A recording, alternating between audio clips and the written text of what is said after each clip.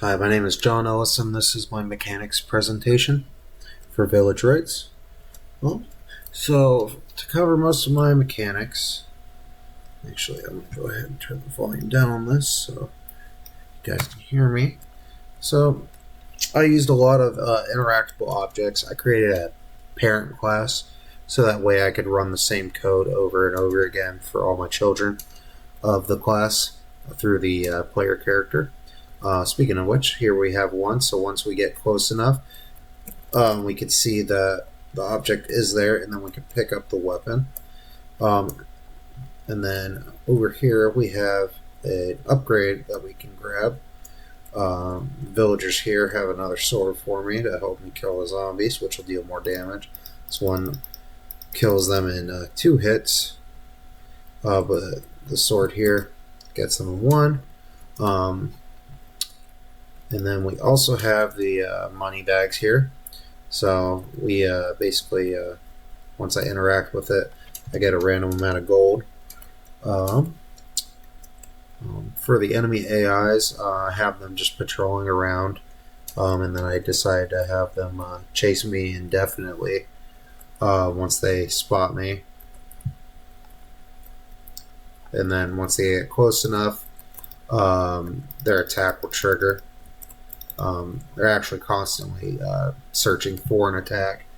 Once I'm close enough, it'll trigger the animation and deal the damage. Over here, we got interactable object, pour oil on a horde of zombies down here, and then set them on fire with a lantern. I had to make these 2 interactable objects work together. So basically, once I knew this one was activated, I used a bool to tell this one it was ready to go. So that way it could be activated. So I interact with it, and it spins for me. And then once we interact with the lantern now, the lantern teleports here. I disabled movement just so I didn't have to deal with the lantern having to move around the whole level. I don't want players to be able to use it here.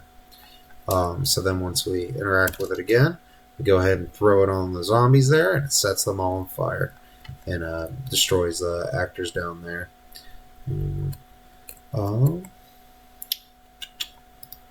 Then we got one more interactable object up here, up in the housing area. I'm just trying to deal with these zombies before they get to be too much.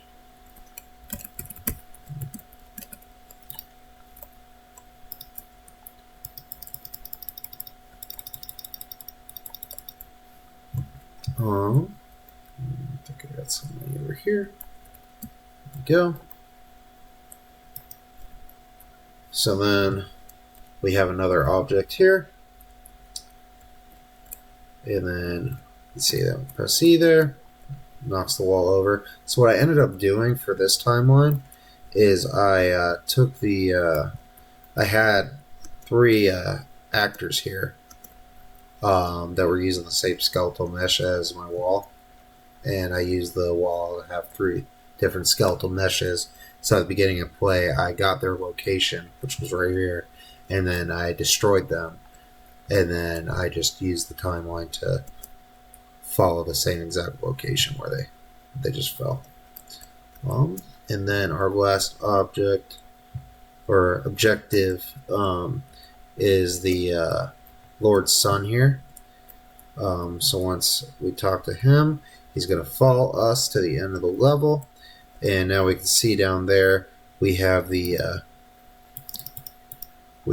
exit unlocked. So we're going to run down there and go ahead and end the level. Thank you for watching.